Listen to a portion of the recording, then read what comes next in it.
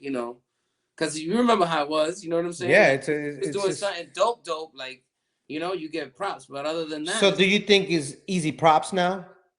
yeah, no, definitely easy props. Everybody's getting super easy props. I mean, there's still a lot of dope movement out there and hard movement that I give props to. And I'm like, yo, that's dope. But you know, now it's more like popularity. You know, like you got followers, you got Instagram, you got the whole. You know what I mean? It's So, like, meaning you're saying that you could be whack, and if you got a bunch of followers and people, yeah, no, you yeah, that's yeah, bro. Like, and that's basically what's happening now. You're saying yeah. like a lot. Well, there's certain characters out there that that I see that I'm just like, oh shit, like they're alright, but it's like, they super popular. So it's like, oh, all right, cool. That's just what people like, I guess. You know what I'm saying? That's not what I like. It doesn't really bother me. I just kind of like, I look at it like it's just an opinion, my opinion. You know what I'm saying? So I don't,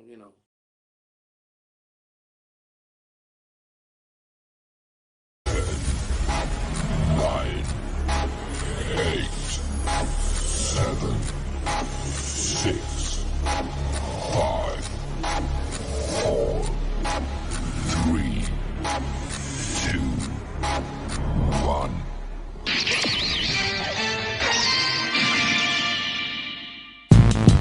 Yeah. Yeah. Yeah.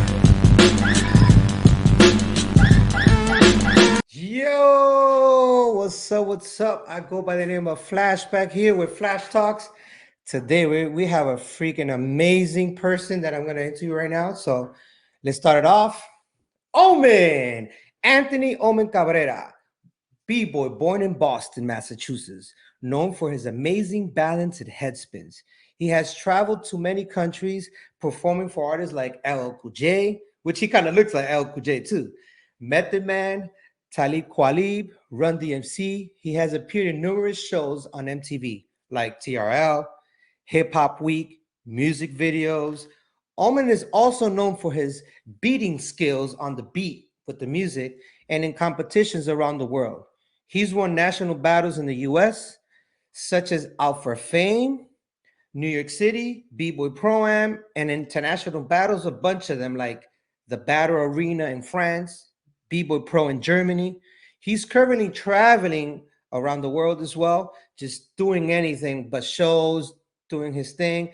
Omen is currently working with kids on his off time and teaching dance, and he's still training and he's ready to battle anyone. So, ladies and gentlemen, put your hands together for Omen.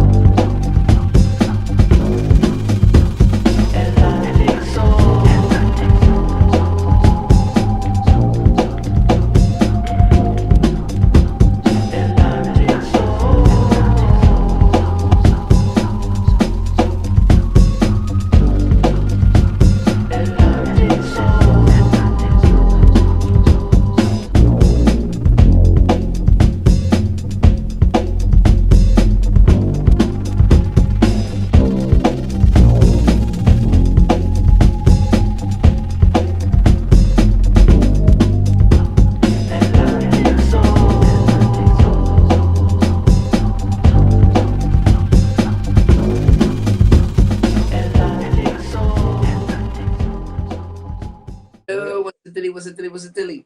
What up, my brother? What's up, man? How's it going? Chilling, chilling. You already know.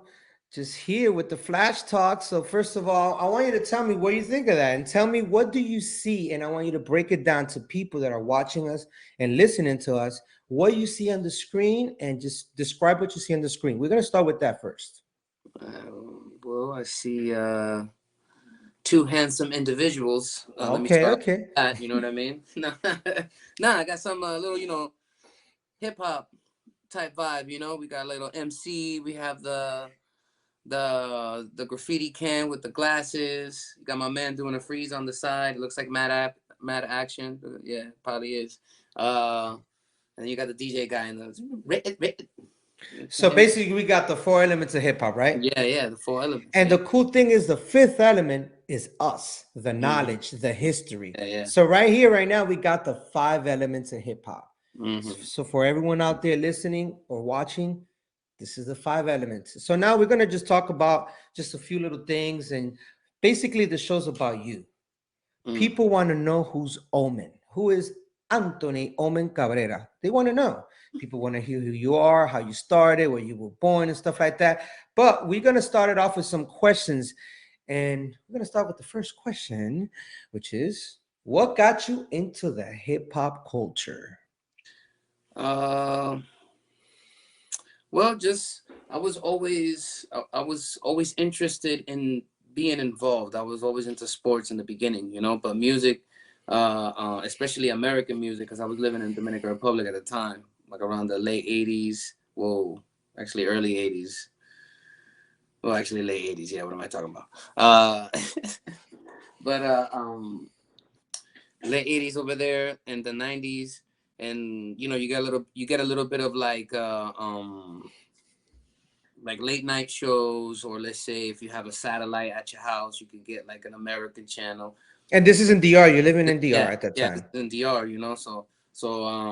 just getting exposed to the little bit, and being like, oh, when you hear like slam, da da da da da, you know what I mean? Like you hear it over there, and it's like, yo, you trip, I want to hear more of this. You know what I mean? I'm interested. So that means it's in the 90s, early Yeah, 90s. You're in yeah. DR in the early 90s. When I'm getting older and watching TV, turning on the radio, and sometimes I'll get in my dad's room and turn on the satellite and be like, oh snap, you get the American channels and you're watching like a Well, movie. more than the American channels. Yeah, you know what I'm saying? So it's like, when that's how it started for me. But then when I got it to New York, with my uncles that were already been living there and they were already a part of the culture, like listening to like, KRS-One and, Wu-Tang and all that stuff. Wow. Then that opened up, I opened up my head because I spent a short period of time in New York, and then I went to Boston just to Oh, okay. So yeah, you were born in Boston, then they yeah, took you to DR. yeah. Around what age they took you to DR? I was probably like maybe like four or five. Okay, so you lived there in DR. You went to school there for a little Yeah, bit. yeah, man. I went to school there until I was like what, in fifth grade, sixth grade, something like that. Okay, and then what happened after that? Like how you went to New York? Like just how Well, did that happen? my mom she wanted me to live with her because I was living with my Okay. grandmother over there, and then my mom she just wanted me to come back to her. She wanted her child and stuff like that. So So your mom is in New York and your dad is in DR. yeah, because her dad was living in New York at the time. So basically he took me in, and I was living in New York with him for a little bit, and then I ended up moving with my mom to Boston. Nice, nice. So now you're in New York living, and then now you go to Boston. Yeah. Now, did you see like you didn't know nothing about the hip hop culture yet, right? Nah. The only little bit that I got exposed was from my uncles, putting me onto the little tapes that they had or whatever, just going on a ride with them, and they playing music, and you just kind of like, saying like, yo, what is this? You're gonna have this, like, you know what I mean? Like, and then once I got to Boston, I couldn't find it nowhere. It was more, Boston was a little more like it's a lot of gang infested at the time. You know what I mean? So Around what time? Like just to put like a timeline, like around what time, whatever you could remember, because I know it's kind of hard to go back like 20, 30 years. 96. Okay, You know, 96, 97, around there. yeah, 95, 96, 97, 98, like those years, you know what I mean? Like those years I was living in Lynn, Massachusetts. It's like a city 10 minutes away from, the main city, Boston. And now, man, it was kind of crazy, but once I started going to school and I entered high school, I saw people breaking. Oh, so you went to high. So once you went to high school, that's when you first saw dudes. Do you know that I was breaking already, or you? Yeah, no, because I seen it on TV. I already knew what it like, what it represented and what it was involved with. I just never really seen it like that for real. You know what I'm saying? The only person I've ever seen was one of my uncles in New York, he did a couple windmills in the kitchen. You know what I mean? Like, and I tripped the fuck out. Man, that's a big kitchen. Yeah, no, I'm telling you, like he, you know, but it wasn't like some like crazy shit. It was, I know, I know, I know, I know. and I was just, So, oh so shit. you saw your uncle throwing down, and you didn't? Do you know already what it was, or you just didn't like? I didn't know what it was. I just knew that it was something that humans did when they were playing rap music or hip hop or whatever. It was like the steps and throwing your body and doing like crazy shit, and everybody's like, oh, you know what I mean? Like, you know, you're a kid, you're watching this, and you just kind of like, you kind of mesmerize. You know, you're like, oh dang, you know what I mean? Like, this is crazy what he's doing with his body or whatever. I want to do that, you know. But I didn't have no access until I got to high school. Then when I got to high school, I met dudes in lunch. They were like, "Yo, go to the YMCA. We there Do practicing you our practice." remember names or anything? Like, Yeah, man. Yeah. I remember. I met Excel. I met Excel. He was a senior, and I was a freshman in high school. oh And damn, he three. What? How old is he? He's uh, like 3 years older, 4 years older than you. yeah. It's like step two. Like, you know, they're both around the same age range. They Oh, were, okay. you know, because I was the youngest one. You know what I mean? Like out the squad or whatever. But the first time I met him, a little man, Calvin, the Dominican cat. He, you know, he's from Lynn. He's still out there. He's a barber and stuff. He was breaking too. He had like, you know, he had dope head spins, and we used to call him Little Man. He had mills. He had like a little crazy style, a little flexible style. And then Excel was breaking too. And then they were like, "Yo, come to the YMCA." I was like, "All right, cool." I So went you over. just approached them? Yeah, man. You know, I mean, I wasn't scared because at the time I was playing sports, and I was one of the only freshmen that was playing varsity football. You know what I'm saying? I was chilling. You know, I had my varsity jacket on. I'm chilling, whatever, and whoever was there, I was always like, you know, I just always talk to people. You know what I mean? Like, you know, like that's that in that environment. You know, when I was growing up. And plus, if you're in Lynn, Mass, and you're in school, you kind of ride with like your Dominicans because you know the Dominicans. So Yeah, it's yeah. not like you're gonna approach a black guy or a white guy that's in the school because people got cliques, right? Nah, but for the most part, like the B-boys, there was no, you know, it was only Spanish and Asians. There wasn't no, Oh wow. you know what I'm Okay. saying? There wasn't no black dudes dancing. You know what I mean? Like, especially in Lynn at the time, at least I didn't see. You know what I mean? Like, it was all Spanish cats. Which You is know? beautiful So, because it is your perspective, you know. yeah, no, Like this is it's what I not, you're not generalizing saying there was no, like, you know what I'm But saying? this is what I was seeing at the time. This is what was going on. You know what I mean? And there wasn't a lot of like black b-boys. You know what I mean? Like it was mostly Asians or Spanish dudes or white dudes. You know, like that's what it was. But through them, when they invited me to go to the YMCA, that's how I got into the culture. So when you got into the culture, it immediately opened the door and they said, this is it, this is that, this is what you do, this is what you don't do. Or like who were the cats that kind of like But that was a process for me to get it, like, let's say, fully inducted to the hip hop culture. Was a process because I went to the practice, but I didn't practice. I looked in, I was like, oh shit, these guys are really here.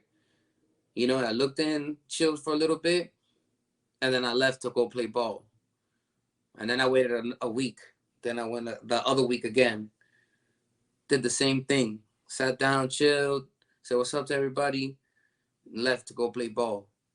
You know, now, and then, was there a reason why you didn't throw down, or you weren't attempting to show what you knew or what you kind of knew, or no, because maybe? I didn't know anything, but everybody, you know, everybody was already advanced. Everybody was doing mills and halos, and you know, Crazy Freddy was there. Fuck, yo, Crazy Freddy was crazy. Like he had nasty like power. Like I wish you would have seen what I've seen. You know what I'm saying? Like this dude is doing like the sideways spins. You know how like Beast Mode used to do the sideways. You know, he used to do those to like halos, to these joints, to these joints. Like yo, you know, he's on that. He was on that Flolo stuff. You know, like all the spins and all the stuff. Okay, And who else you saw there?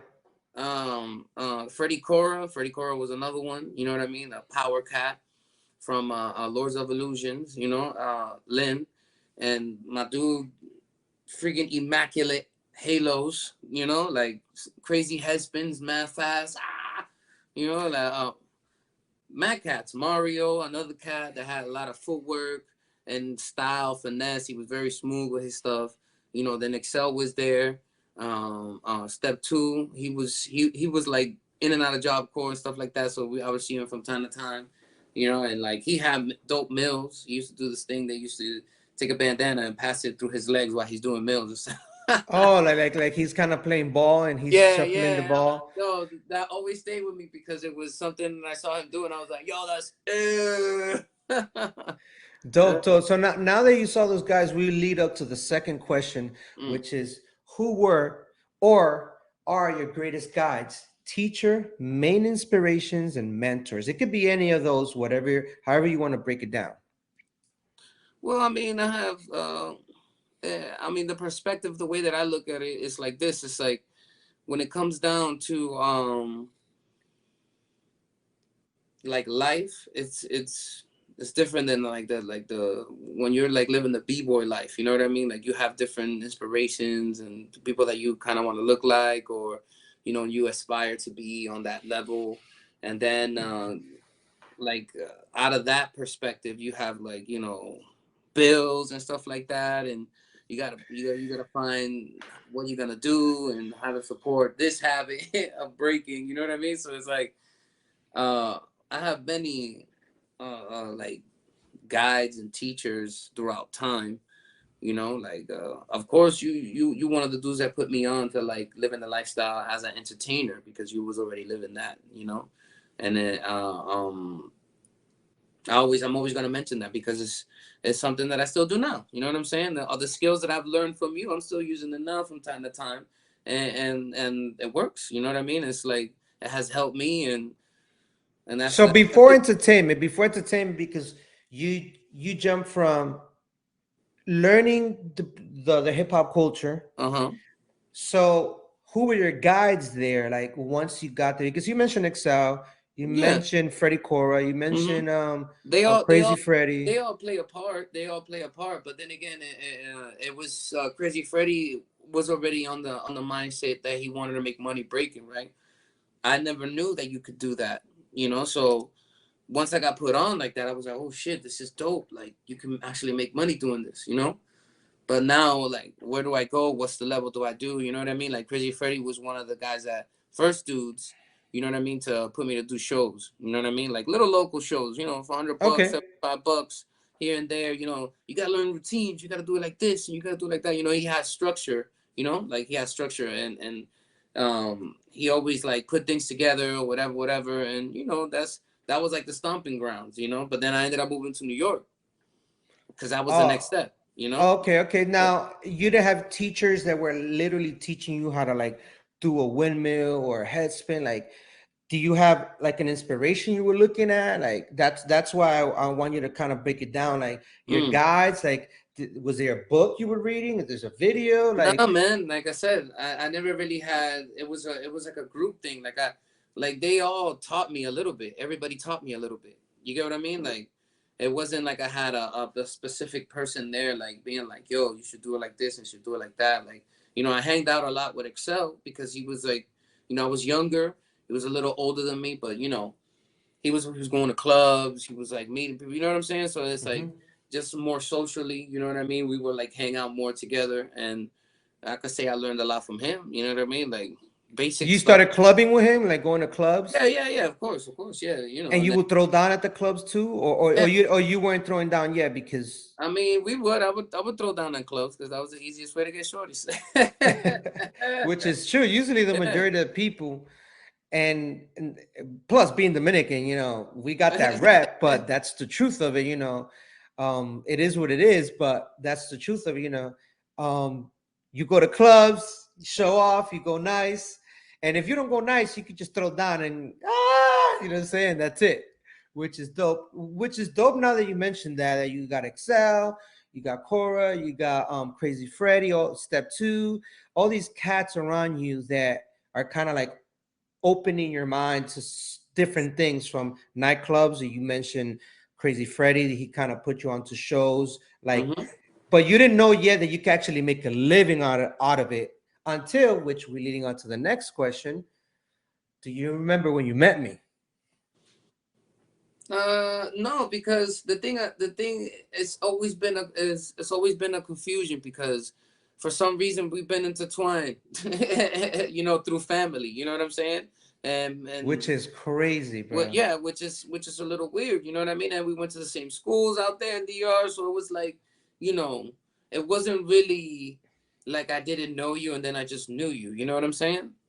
I don't know if that is No, kind of. no, I understand because my family knew your family already, and Yeah, your dad had a super dope history in DR, and a lot of people knew your last name Cabrera, yeah. and in Dominican Republic Cabrera, there's a lot of Cabreras, but in Santiago, which is the city we kind of grew up in, Mm. and Cabrera was like a big name. I believe was it your grandfather that had like a towing company or a mechanic, something like Yeah, that? yeah, yeah. He had a towing company over And there. So then one of your uncles had like a ice cream company. it was my grandfather's brother. He had an ice cream Look factory. at that, look at Yeah, that. And dude, helados Cabrera, that's like, yeah. that was, if it wasn't Pretty good. helados Cabrera, it was helado bonbon, I think it's called. Helados Bone was the other Bon, one. helados bon, I said bonbon. That was a more, like regular ice cream commercialized and stuff. Like Yeah, a that was the helados were mainstream natural. ice cream. Yeah, it was like more natural, like oatmeal and raisins and shit like Oh that. my God, it came out in The those little little. tubes. You know what I'm saying? It's funny because Really I good. used I used to go and visit my grandmother in El Sancho Bolivar, which is close by La Colina, Tierra Alta. Mm-hmm. It's like, like the hood.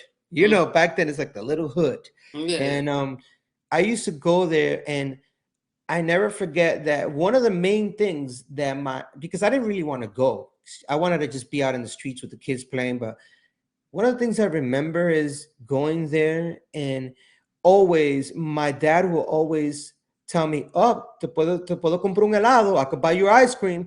And it was immediately the thought of that spot, Helados Cabrera, that immediately he would take me. I'll leave with the one that my favorite was the oatmeal and raisin, but I Mm. used to also like the tamarindo one, the which would be in English. What tamarindo is like, I forgot the name of tamarindo. I have no idea. Well, it's not. Is it tamarind? Nah, I don't know. I don't think so. But tamarindo, that was Yeah. those two. Oh my God, dude. Then, so back to us. Our family already knew each other. Yeah, so like you can say that we really started like hanging and talking to each other. I think it was that jam with the cage match. You know what I mean? That stands Yes, the most because that's at that time there was a lot of battles going on. Like Battle Zone was going on there. Battle of the Burrows was But going yeah, on at you know what that I'm saying. time. So like I was showing up to a lot of battles, and you was already there. You was already integrated into the scene. So it's like that's like for me, I think that was the time that it was like, oh shit, like now we're in contact more and more and more and more, and then pro am, and then you know what I mean? Yeah, and it's funny because I used to run into different cats. Like I already knew the Floor Lords. Mm-hmm. I already knew LOI. Not because of you, but the older cats like Yeah, yeah, like Excel Freddy and Cora. V, Yeah, yeah. which I already knew V a long time Problem ago. Screw. Yeah, oh yeah, he was Problems Crew. That's Yeah. right, he was Problems Crew. But I knew some of the old heads that used to throw down, especially Crazy Freddy. Crazy Freddy. As soon as I thought of Boston, I always thought of Floor Lords and Crazy Freddy, because I lived in Washington Heights. So I grew up in Washington Heights, born in Harlem. But at that time, I was always hearing about, oh, in Boston, man, there's mad Dominicans out there. And Mm. then one day, I remember I started going to practices and going to different events. And one of the dudes that you remember Miguelito, Mighty Mike? Mighty Mike was like, yo, this is a cat that has the same hairstyle that you got. And he Dominican too, bro. Like, yo, y'all could be brothers. And I said, what? He said, yeah, dude, he's around, but I couldn't find you because, just like you said, we're like this. So I kept hearing that. Then I was already traveling around the world doing shows with Honey Rockwell and different with the company Break Show. And one day, Honey is talking to me, and she's like, "Yo, do you know this Dominican B-boy from Boston?" I don't know if you did an audition or something you did. I don't know if you're auditioning for something. You were in New York already, and she met you. And when she met you, she immediately thought of me because she told you, yo, there's a guy that does shows with us. He's Dominican too. And you guys like remind me, like you guys are kind of similar. And I remember she said that. And then I was like, she approached me about it. She told me, she's like, yo, this and that. And she told me that. And I was like, oh, really? Until it was around the cage match time, Mm-hmm. or maybe Battle of the Burrows. Do you attend? You didn't attend Back to Mecca, right? No, but I went the year that they closed it down. We showed up and it was closed. You remember? 99, they closed it. Yeah, like when we went over there, showed up and the doors was closed. Like, yo, it's not going down no more. We just drove from Boston straight up to the jam. We were like, Oh dang, man. man. Like, I remember that. I remember that time. But then they did the cage match, and Yeah. then that's when I really because tell me about the trip down to New York, because I don't know that side, but I know when I met you, like with Excel, I could just remember Excel, you, who else was with you? I mean, we would spontaneously go to New York all the time. Because you entered with who? You entered a 2-on-2. Yeah, no, because at that around that time we was already getting put down with Problem Screw, so we was trying to represent, we was trying to rep, you know, like, and whoever had a car, we will always gather money. Yo, let's go. And if I had to stay at Manny's house, sometimes we would stay at Manny's house because he was already living there out in the Heights, you know. So, I would Cage match. that, Think about cage match. I mean, that was cage match was one of the battles that I did when I first got into Problem Screw, and it was kind of like, you know, I'm battling with like the mentor at the time, which was V, because he was teaching me a lot of movements and his theories and his ways of viewing breaking. So I was staying over there a lot with him and like kind of just learning, you know what I mean, like a lot of the stuff. And he was like, yo, let's enter this battle, and we actually made it to the finals, you know, and it was against Flips. And That's right, an abstract, right? an abstract, yeah, you know. So it was pretty crazy. It was dope. And I remember because I was the referee of the cage match. That's the crazy part about it. That's what I'm saying. That's so trippy. I was the referee, and I remember I got my boy to give me a Foot Locker jersey. You know those shirts, the Foot Locker ones with the black and white. And then I took the New York City Breakers logo and I put it on top of where it says Foot Locker in little. And I put it on top there, and I put my mom to like, you know, it was like a patch. So I told my mom to like kind of like patch it there, and people were like, yo, where you got that? Where you got that shirt, man? It's dope. I want a referee shirt like that. And I was like, this is the only one that exists. And they were like, really? So I remember doing the jam and being because it was Speedy Legs from Miami battling Speedy D from the Bronx. So they put it together. As long as I don't know who was in the back end doing it, but I know they were the main highlight battle, which was the exhibition battle amongst them too. And I remember I saw Excel and I said, what's up to him? Because I kind of I already knew Excel. I can't remember from where, but I remember I already knew him. We was always going to New York. Sometimes they would go on their own because my mom wouldn't let me go. You know what I'm saying? So like sometimes they would go on their own and do battles or whatever. Or I would go with Crazy Freddy real quick. We would drive early and then come back at night. Boom. You know? And I remember that I already heard of you, but the only thing, and I was even at jams when you guys battle skill methods. I think, do you enter with Bebo or somebody? It was Neri, Babel, and myself, and That's right. It was Battle Zone. It was at LPAC. LPAC, yeah. Yeah, it was at LPAC. So I watched the whole battle, but I didn't know you directly. I already knew Bebo. I didn't know Neri. I just knew him. Like I knew who he was, but I didn't know him personally. Neri was young. They were young. Like I used to chill a lot with skill methods when we used to do shows. And I remember, I forgot if it was Rocksteady Anniversary at Latin Quarters in New York City, and Babel was there. And I introduced Babel to Abstract, and he was just like, whoa, this is Abstract. I can't believe that's him. Like, and we were outside in the street talking to Abstract, and Bebo was just like staring at him. And I never forget that. So I already knew Bebo at that time, and then I saw that battle, but for some reason, you used to change your hair color, that blonde tips. Then sometimes you will rock a hat. So it was kind of difficult to know who's who until the cage match battle. And it's funny because then I met you there, and then from there it was like, we will link up time. Was Popsicle there or no? Popsicle, I think he was there. I don't remember. Because I already knew Popsicle and Excel. Those are the two cats that I remember that I knew. Until then I met you in step 2 later on. Until, then we kind of like got our screen names from AIM or AOL, I think, or something like that. And then we just kept talking. And, man, we just kept in contact at that time. Then you told me you were going to Pro-Ams. And then I was like, yo, I'm planning to move to Florida.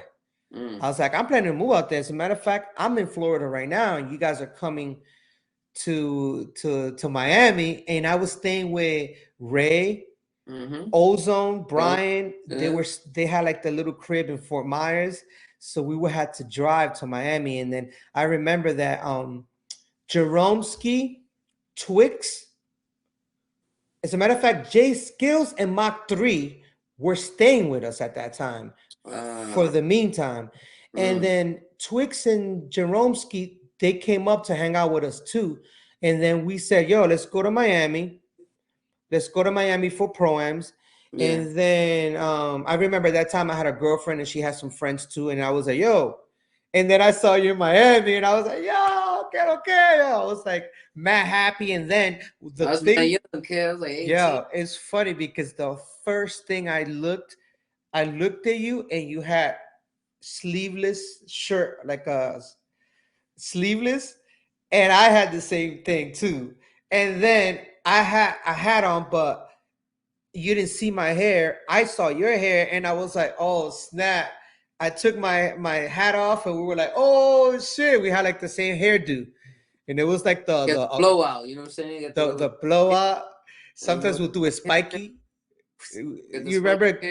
That's like when the Italians came in New York and they were doing that fist pump.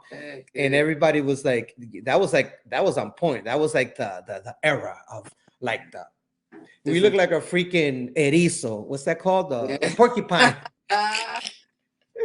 We look like porcupines and stuff. But yeah, I remember meeting you there. I remember meeting you there at Pro-Ams.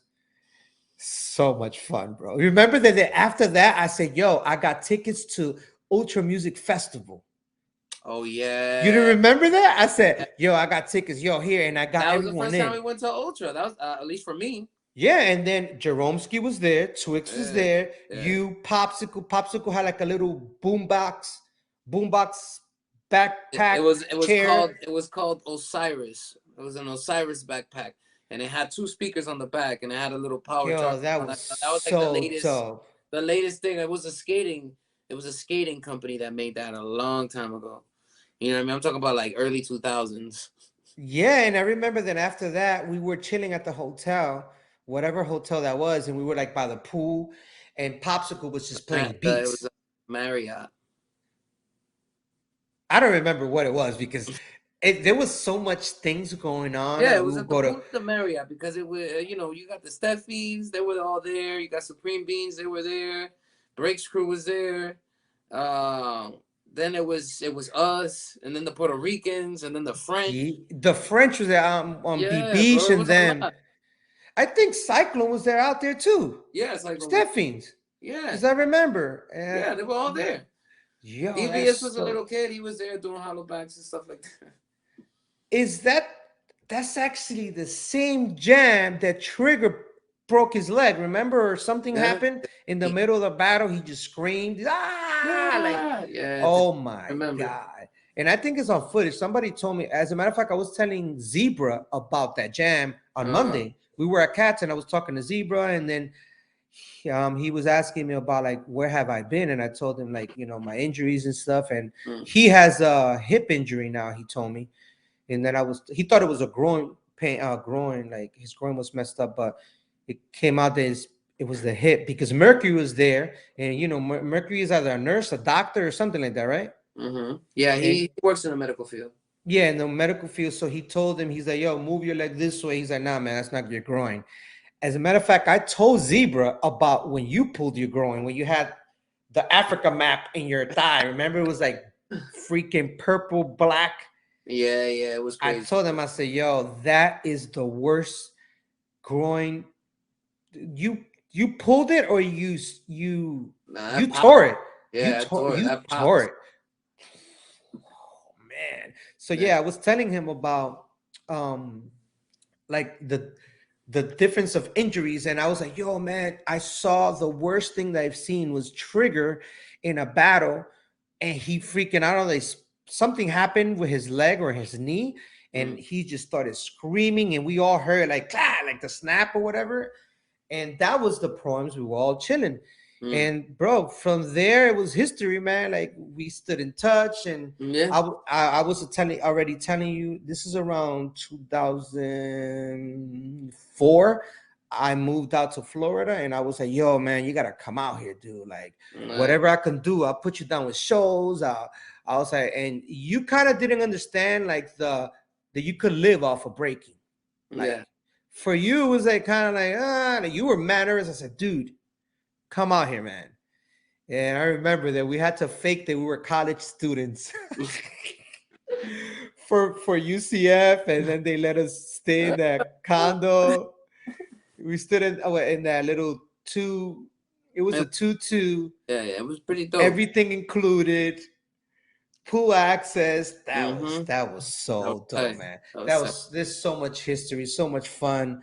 Lucky nothing crazy ever happened there, like nothing violent or nothing. It was always like bring that energy, man. We're not about that.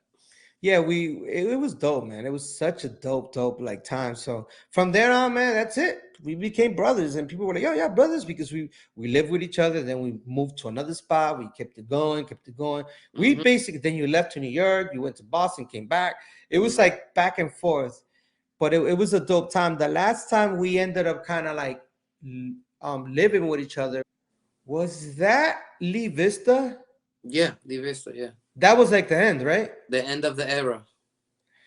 Yeah, that was. Oh, that's when I went to Carnival Cruise Line because you left before.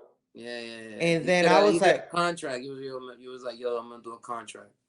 I remember that. I was like, I can't do it, bro. Can't do it. Yeah, man, because you were doing the fly-ons. Yeah.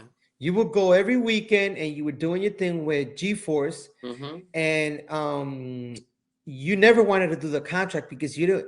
But you had like the celebrity status type of fly-on. Like they didn't want me to be fly-on because they already had you, I believe, Phantom, Wina, Zayo. Yes. Yeah, that's right. The whole cast. The whole cast was there. Yeah, Ellie's the senior. Ellie's definitely the senior of the whole. Well, wasn't Tails and Technique in it? No. Freakazoid. Technique wasn't it. Freakazoid and Tails got Freakazoid and Tails. They were like the first ones, right? Yeah. And then Ellie, of course, and then you did it, and then you were doing the fly-ons, man. That was crazy. You were freaking, yo, you can take me to the airport. All right. Yo, I'll be back Sunday. Come back. The receipts. Crazy, bro. That was awesome, man. Crazy. So now that we kind of know where we met each other, we're going to move on to the next question. If you can go back to your rookie self, what would you tell yourself and why? I would say save your money and pay attention. Save your money and pay attention. Now, when you say pay attention to what? Pay attention to everything, man. Pay attention to how the world's moving, how you're moving. You know what I'm saying? Like it's more like be more woke in the moment. You know what I mean? Like not we get older, we get wiser, we start learning more things. I wish I could go back and just. I wouldn't say woke. I would say be more aware. Aware. Yeah. You know what I'm saying? Like just so you can make better moves. So in the sense of like in your breaking career, like when you were learning as a beginner, is there anything you would tell yourself if you could see B-Boy Omen a year into breaking and you meet that cat and you're like, yo, what up? Yo, let me tell you, I know your future, so do this, do that. Like, what would it be? Like, what would you tell your old self, I your would, rookie self? my rookie self, I would say be healthier, look into health. You get what I'm saying? Like look into food, look into that. Like, if I would have started earlier instead of like in my late 20s, I would have had a better longevity. I would have probably had better like, results out of my breaking. But it's not like I'm complaining now. I'm just saying if I that's the question. If I had the chance to go back, that's what I would say to myself. Be like, So yo, now get on point with the this. why, your why is to be healthier, to like, Yeah. because you mentioned health, which Yeah, is yeah. great. Yeah, that's what I'm Okay, saying. okay, that's good. That's good. Now, moving on to the other question, what was your hardest lesson that you learned? Something hard that took you that you're like, yo, that was a lesson. Like for real, for real. That's a lesson. I mean, I've always found myself learning lessons all the time in life, because whether I get myself into different things or I had to learn a lot of things on my own, so it's basically not like on my own, like nobody was teaching me or whatever. It's like just kind of like you know just try it to see if you mess it up, then do it again, which is dope and I appreciate it. But those are the building blocks for me. But like the hardest lesson for me was, when I lost my dad. That's basically it. Like, you know what I mean? Like when we passed away, that was like it woke me up. And death always does that to somebody anyways, you know what I'm saying, to the whole family or whatever. But like So what did you learn in the passing of your dad? that, like I gotta connect more. I have to, it's still a process for me. I have to connect more with people. I have to, you know what I mean, like build something. You know what I mean? I have to like build something for myself for the future, because I've always been living more on the moment and just kind of like on the fly. And yeah, I'll take this job. I'm gonna go over there for 3 months, and I come back, and then I'm gonna go over here, whatever. It's dope and everything, but I'm kind of not building for myself is what's happening. You know what I mean? So it's like. So the lesson learned is basically the hardest lesson is basically losing your dad. And do you feel is like, because you said that you need to connect more. So do you Mm-hmm. feel like it's like taking for granted the time with people? Well, you could say that a little bit, yeah. You know what I mean? But then again, it's like, there's a lot. There's different levels of people. You know what I'm saying? That can handle different levels of things.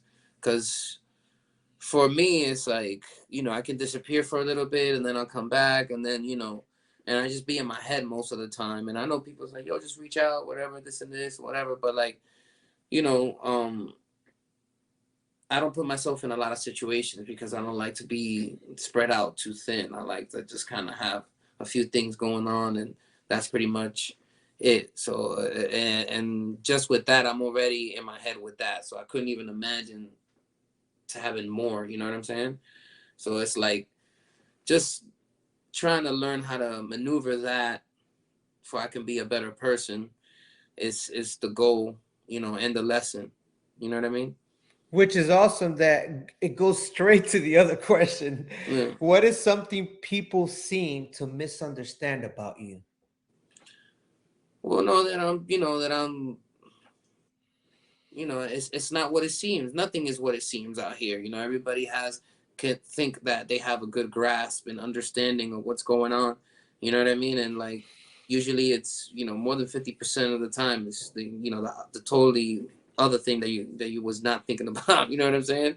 So I get misunderstood. Maybe people might think I have an attitude, or I'm not approachable, or some people might think otherwise. But I'm just a human being, man. You know what I'm saying? Uh, like that's why I try to express myself as much as I can, the only way I know how to do it, that way I don't get misunderstood. But that's gonna happen regardless, anyways.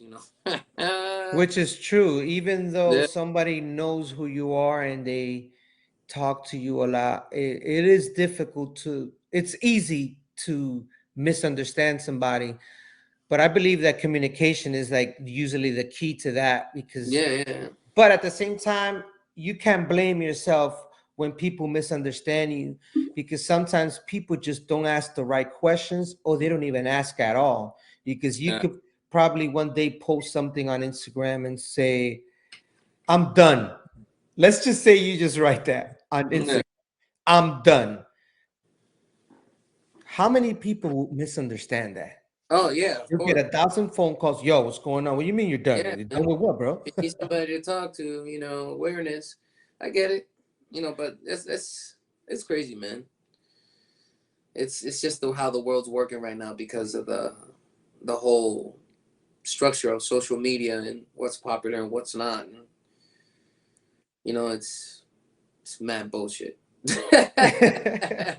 Now, can you break down a little bit? What do you feel that's the bullshit? Like, whatever, like, just from the top of the dome that you feel about it. Like, what's the bullshit? Because a lot of people that are listening and a lot of people that are watching this, they will want to know, like, how you like how you live your life, in the sense of like dodging the bullshit, or being in the bullshit and working with the bullshit. Yeah, no. Because every individual is different. Like me, I don't deal with, if there's bullshit and it stinks, I'm out. And some people know how to navigate in the bullshit, and they put a suit on, they know how to navigate through people, and you know, so what, when you say bullshit, what do you mean by that?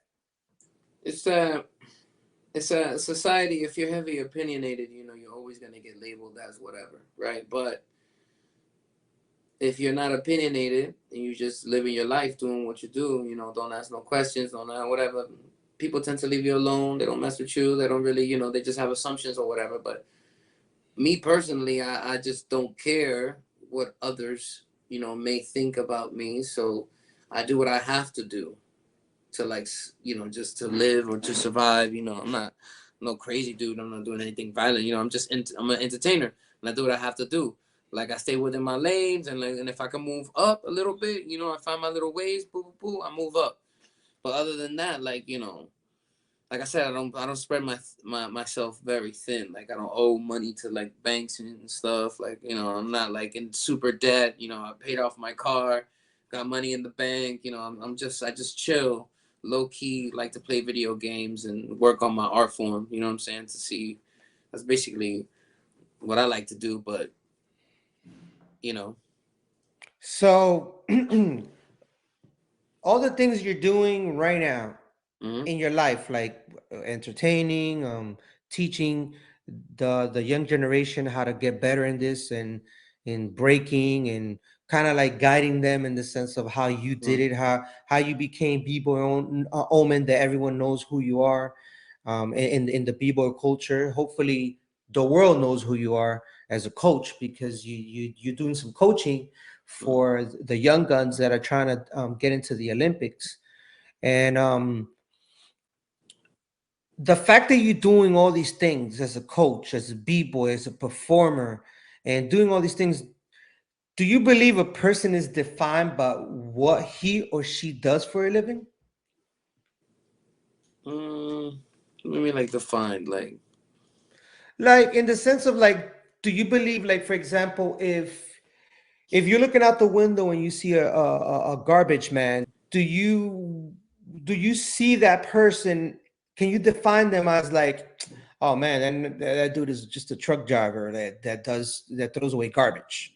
So mm, meaning immediately your perception or your assumptions of that truck driver is like, he's probably not getting paid that much, and his life, he probably lives in a shack all dirty, and because people never look into people's careers and so what I they believe do. in a person and defining by by he or she does for a living. Hmm. Like, I don't do that myself. You know what I mean? Like, I don't do that. No, So but I I'm saying, do do you that. define a person? Nah, man, I don't do that. I just take the person for who they are at the moment. You know what I'm saying? Like, people like to get, most people like to give themselves right away. You know what I mean? And if you're receptive to that, you can find the bull and the not bull. You know what I mean? Like you can kind of see, especially if you meet people all the time. You know, you just kind of get used to that. The energy is always gonna be there. You know, so you can kind of pick it up or whatever. You know, to stay clear or not to stay clear. You know, so I don't care if you're a garbage man or you're the, like I've chilled with millionaires before, and they're just real chill. They're just people. You know what I mean? Like, it's just that they have way more zeros in the bank account than I do. It's So different. so does it take basically you end up kind of like getting to know the person. You're not looking at what they're wearing, or you're not No, no. looking at like what they do, or will you ask like what they do, or is that just to open a conversation, or is it something that for you it makes you think of like, oh, this dude is dressed fresh, he's driving a Maserati, he just pulled up.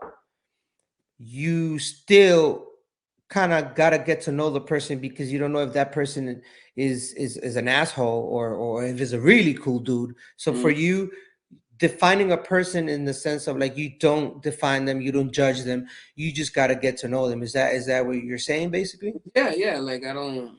I'm not gonna be if you drive a Maserati. I'm not gonna look at you like, yo, you probably snobby or something. No, I don't care. Like, if you're a cool person, you're a cool person. You know what I mean? But if you're not cool, you're not cool. And that's it. I don't. Doesn't matter. Dope, dope. Now, the fact that you're breaking and you're doing what you're doing right now as a b-boy entertainer, everything you're doing, you do AV work too. Like you Yeah. you you set up audio stuff. What No, else you do? to Like live what? to live the lifestyle, you have to be multi talented. You know that too. You have different skills that you do and you get paid for and stuff like that. So to like live a lifestyle like not a 9 to 5, you know what I mean? Like and still being able to do what you want to do. I like how you said that. Not a 9 to 5. Yeah, like not a 9 to 5, being able to do what you want to do, like and wake up whenever you want to wake up and make money when you want to make money. And if you don't want to make money, you just don't Yeah. have to like report to the boss, because there's no No, boss. no policies. That's awesome. That's awesome. So moving on, what are your best resources to know how to do what you do? In the sense of breaking, you could choose whatever it is that you do. What are the best resources? Like, is it YouTube? Is it look for the yellow books? I don't even know if that exists still, but like, what are the resources? Like, where can people, someone that's interested in becoming Bboy Omen because they see you and they admire you, what would be the resources? Like, where will you look for this? I mean,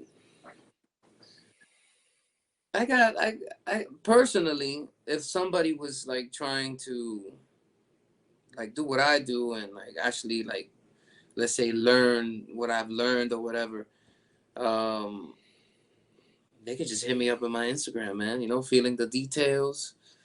That's pretty much it. There's no right now. There's no website. There's no special location. Right now, it's just my Instagram, and I'm cool peoples, and I'm approachable. Come through, just ask a question. I can help. You know what I mean? Because the thing about it is, it's like everybody complains about the scene, but nobody really does nothing about it. So it's like that's me doing something about it.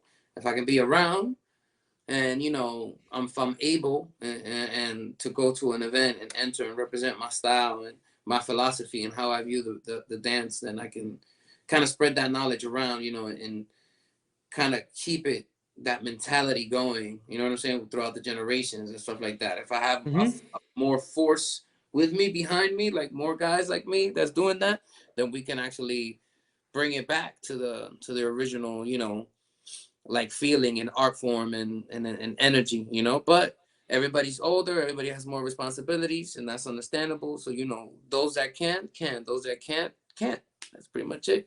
Now, you mentioned resources like to plug yourself into yourself, but I'm saying resources like that if they don't even know who you are, No, or they don't even know who I am or anyone else, meaning a rookie, someone that's trying to look for breaking, like somebody that's looking for breaking is I mean, the easiest way. What would at be the easiest way? this time of age, you could just press breakdancing, b-boying competitions on YouTube, and you can find Everything you can find. That's Pandora's box to breaking, right? Or the Yeah, culture. man. Like that's just it is what it is. You know what I mean? Like that's what's going on. That's the digital information. You know what I mean? You can go to Google and find videos, and through the videos you can find locations, and then you can show up yourself, connect yourself with the scene. People, you know, the scene is pretty open. Everybody's like willing and able. So Which is super fresh, right? That like yeah, man.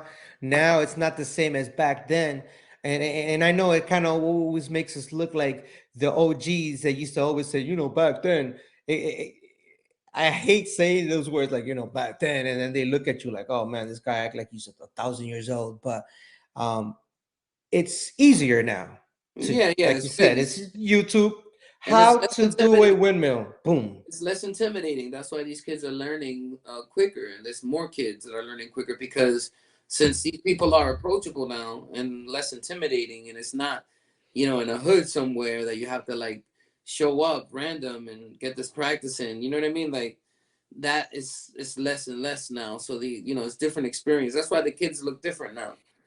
Because it's coming from a different place. These kids are coming from nice homes and like and the studios and it's just different. You know what I mean? Like when we was breaking, there was the kids that were like super talented were coming from like messed up places. It's like a lot of like struggle and they expressed themselves a certain way and it came out crazy. You know what I mean? Like now it's like the experience shows in the dance. Yep. It sure does. It sure does. Now, what will be an advice you will give someone wanting to pursue a career similar to yours? Like an advice to the anyone, just an advice.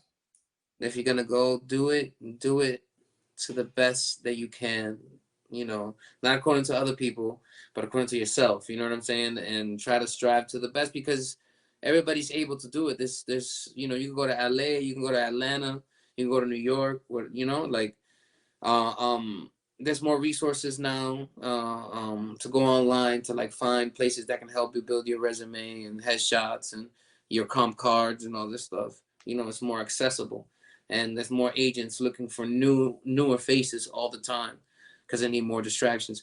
This it's everywhere, man. Like the Pandora's box, you said it. Like Google, you know what I mean? Like you can find anything there, and there's so much places that are gonna pop up. They're like, yeah, come be with us. Lambda, the AI that will immediately tell you, go there Yeah. because supposedly is a sentient now.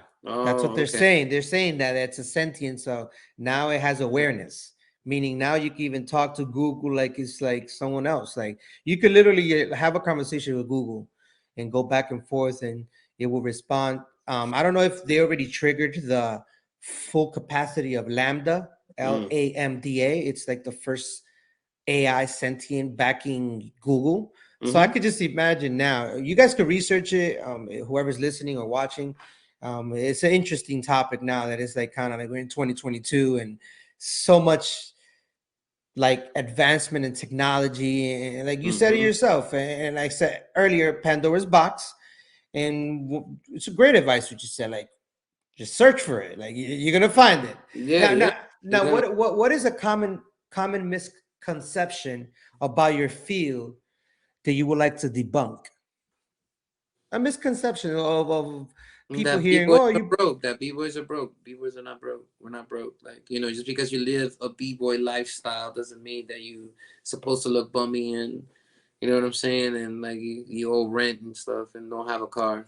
You know what I'm saying? Like, So is that mainly a misconception of yeah, every that's b-boy, like or a thing. that's That what was you the hear a thing for lot? a little while. That was the thing for a while. I heard it. Oh, I don't be getting with b-boys. Oh They broke. man, Like, yeah, yeah, yeah. it's like I what? Like, still I wait. still hear it. I still hear it, to Yeah, be like honest I'm with you. like I don't I'm not broke. You're like, I might not have money for a little bit, but I'm not Yeah, broke. I'm not I'm still broke. I'm still working. I'm still Yeah, I got my car. functioning. Yeah, I'm still got a job. I'm chilling. And it has to do with the availability of joining big events and winning competitions and Hmm. making literally paying your mortgage every month off of breaking. Mm-hmm. Like talented b-boys like Vicious Vic that travel the world and wins like every one-on-one. And Mm-hmm. you will actually know more than I would the b-boys that are really making a living besides yourself. Mm-hmm. Every like literally they're just living off of breaking. And Mm-hmm. of course they do little things on the side, but It's not a lot of people, but you know, it's more availability now as far as like competition wise. But and a high level now, it's more like a sport, you know, and there's availability there. But other than that, if you're a b-boy and you're doing like shows, you have to like be open to learn other styles as well. That way you can live the lifestyle as a dancer, not just a b-boy, but an actual dancer. You like, you know, you do choreography, you know, you could do stunts, you could do breaking, you can, you know what I mean? Like, so it's like the more skills you learn, the easier it is to maneuver as far as living like a true b-boy lifestyle, because you can express yourself within the culture, you know what I'm saying, and keep adding to the culture, like creating styles and making up moments, you know, in time, you know what I which mean? is beautiful that you mentioned in the culture, in the current state of hip hop culture right now. What is something you would like to change? Well, I mean, Like hip hop literally change it. Like you're like, I gotta hip change. We hop is gotta change always that. this, you know, like there's, to me it's always been like this in my mind. It's like, you know, you got hip hop and then like mad little trees in the bottom, right? And then everything spawns out of it, you know? But like the main hip hop, like, you know, peace, unity, love, and having fun, and like, you know, that whole 90s vibe, togetherness, all that stuff, like that was the, to me that was the real hip hop at the time, because it was mad inclusive, you know? Now it's more commercialized to be something that's like, you know, drugs, money, and try to be the richest dude and wear the weirdest shit. You know what I mean? Like, so um it's different now, but that's what I would like to get back. You know what I mean? Like just a hip hop vibe, and as far as like the 90s, man. You know what I'm saying? Like it was more. It was, I don't know. I just feel like it was more inclusive. Like, you know what I mean? Like it needs to be more. This needs to be more people aware of it. You know what I mean? It Do needs to you be. feel? Do you feel it's because it's so spread out and it's so big now, and then so many people know Mhm. about it, and corporate companies like Red Bull, Monster, and Yeah, all they these dilute corporate it. companies that they literally see that there's money to be made Yeah. off of our talent, and they see the opportunity. So usually the people that don't want to be broke, they can immediately join those corporate companies because Mm-hmm. they can actually make a living and make money and get paid either weekly, monthly, whatever it is. I don't know how that works because we're in different times. And for Mm-hmm. me, it was mostly we were like the not the beginning, but we kind of led Yeah, the no, that's the b-boys. tone, we you know what we I'm saying? lived in the golden era of hip hop in the Yeah. 90s, and you said you would like to go back to that. So would you so you will actually want to change the scene that is current right now with the mainstream. The Olympics is going, breaking is supposedly going to, I say supposedly because you never know, I supposedly mean, going to the I don't want to Olympics. change. I don't want to change anything. I would like to create that environment again, if that's possible. You know what I'm saying? To gather the people that want that environment and put them together all in one room and actually create that, because that vibe is gonna create, you know, the addition, the more different styles to the dance, to the art form, to the thing. Because, you know, people express themselves a certain way because they're in a certain vibe. Hmm. You know what I mean? So if we can get that vibe back, that which it was mostly present in most of the events in the 90s. You know what I'm saying? If we can get that vibe back, which we can, you know, that would be great. You So know? what will we what because if there's a change, it has to be something that's either in the way, something that showed up now in this era, or something that we just stop There's doing. events happening. There's events happening already. I believe that like I believe, and this is just a theory, I believe that because of the Olympics, there that hip hop is gonna come back in a stronger way, because you know that's gonna weed out the people that are looking at this just as a a sport. You know what Like I mean? a quick money grab. Yeah, you know what I'm saying? It's gonna weed them out. You know what I mean? Like it's just like a sport. Like it's gonna weed them out. So you're gonna have your guys that are gonna go for that, and they're gonna do it. And there's gonna be a lane for you. But then the other lane is that the people that are here for the culture, those things are gonna get stronger. You know what I mean? Because it's gonna get more concentrated. What does like what does a sports figure b-boy care about this little jam that's happening at the gym? You know what I'm saying? There's nothing in it for him in reality. You know what I mean? Like, what is in it? What is in it in reality for you? You're gonna throw all your rounds. People are not gonna give you. You know what I mean? They're gonna look at you and be like, "Ah, that's what's up, man." Like, because you remember how it was. You know what I'm saying? Yeah, Like, it's just it's doing just. something dope. Like, you get props. But other than that, So do you think is easy props now? yeah, no, definitely easy props. Everybody's getting super easy props. I mean, there's still a lot of dope movement out there and hard movement that I give props to. And I'm like, yo, that's dope. But now it's more like popularity. Like you got followers, you got Instagram, you got the whole. You know what I mean? It's So like, meaning you're saying that you could be whack, and if you got a bunch of followers and people, yeah, you're no, you, yeah, yeah, bro. Like, and that's basically what's happening now. You're saying yeah. like a lot.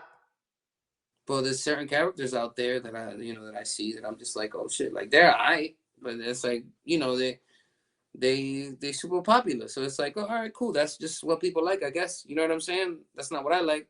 It just doesn't really bother me. I just kind of like, I look at it like it's just an opinion, my opinion. You know what I'm saying? So I don't. Do you feel that the reason why these people have this fame and they're known worldwide, besides the followers, of course, do you Hmm. think is because back then when we would choose to have that lifestyle, we will focus on doing the show move. So if we want to go mainstream, we want to do something, you either audition and you cast yourself for a movie, a Hmm. music video, theater show, or performance art, whatever. Um, so now they grab that, and these kids, they realize that you don't need to be original, you don't need to be like doing the authentic way of breaking the formula, Yeah. that formula that has never changed. And now they utilize that. What they do is they go to those flashy moves that are mostly the ones that are gonna have the crowd cheering, Hmm. and going crazy. So now they keep posting. They probably have a consistency in showing up at jams, shaking hands, saying what's up to people. And then little by little, you notice these guys got 500,000 followers on Instagram or Facebook or whatever, Yeah, and they that's get all cool. the gigs. They get That's all the cool. If that's gigs. what you want to do, that's cool. You know what I'm saying? Like And that's it's dope. not hate. I'm not hating on them. I'm just saying, like, I'm asking in the sense, do you think is it that basically the dudes that got the name and they're getting flown out everywhere, they're doing these amazing things? Is it because they just focus on the flashy, crazy moves that the audience will be like, whoa, we gotta bring him out here. He does a million head spin, but that's all he does. And then you're watching him like, or her, and you're like, yo, that's all he does. It's 90s, like nothing else. He does 30 90s, but Hmm. nothing else. But he's flown everywhere. Now he got judging battles. Now, Hmm. now he's doing workshops, and people Hmm. know him. And when you're watching him, you're like, I could burn this dude so fast. Why am I not there? So do you feel it's because they've chosen the show moves and they capture the audience with the show moves instead of having a complete original flow? Let's say like Migas, Boogie Brats back in the day, Abstract, School Methods, like all these cats that were so original, just doing it, and they wouldn't look at them and be like, I don't understand that style. Hmm. So they will focus more on, I like the dude that did 30 90s, and it will be more marketable. Hmm. Monster and Rebel will be like, oh, that will be Yeah. perfect for our corporate marketing. Like, Yeah. that So would be amazing. So do you think that's gravitating all these young cats to go to that, like to that. Yeah, man. Everybody wants to be a Red Bull champion, bro. You know what I'm saying? This Red Bull is crazy. Red Bull, they have regional events all around the world. There's like over 80 countries. And it's massive, the amount of people that enter that want to be a part of it. You know what I mean? And it's like, that just shows you alone, like, what it is, you know? And it's like whoever likes the culture and wants to be about the culture, there's a lane for them, you know, to shine too. You know what I mean? Like, within the culture, you know what I'm saying? And then that's why I like the Olympics. That's why I said what I said. It's like there's gonna be two lanes for everything, and everybody can get, you know, time to shine. You know, So meaning when you say the Olympics, the for Olympics. other people that don't know the other side, how can you break it down for our listeners and our viewers that will The actually? other side, which is the more artistic side, the more like, you know, you're more expressive. Um, you know, whatever your life, you're going through stuff in life, or even if your life is like super happy and you're chilling, and you just like to move, and you like to like be creative, and you know, within the art form, you know, that's that side.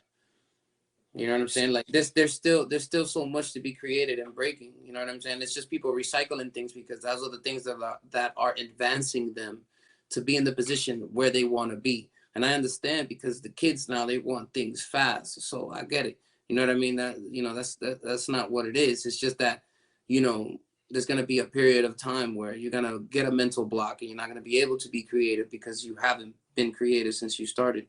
You get what I'm saying? So it's like you have to really look at it like that. Like, you know, if you really want to be creative and actually add to the dance, because that's when the changes always happen in our dance. Like everything, like fads become things like hollow backs and air chairs and the Migas flow. Like that's a basic thing now. Everybody moves like Migas all the time now. You know what I'm saying? So it's like everybody does air chair like Baby, you know, did it. You know what I'm saying? Like these are kind of cats and individuals that actually, you know, took their time to innovate something and left it there and breaking. You know, I believe that anybody can do that if you apply yourself a certain way, you know, as being a student, as like learning everything that you can possibly learn off your basics, and then applying your own personality and your own experience to actually elevate your basics to your own movement. And then you can leave something if you stay consistent within the culture. You know what I'm saying?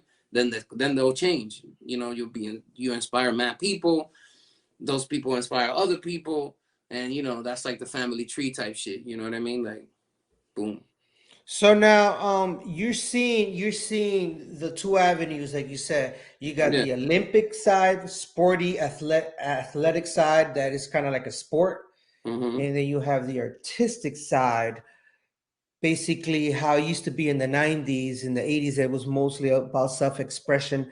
Mm-hmm. There is self-expression on this side too, but Of it's course. mostly on the underground Bboy culture, not mainstream, not corporate, mostly local stuff, because that's where you usually get those artistic real underground jams, are mostly on the local tip, underground layers, you could say. Like in New York, Yeah. you go to the basement and this is little jam, and or like you said, in Canada, they have some in Canada, and in different parts of the world. Like that's an avenue a person could take it to.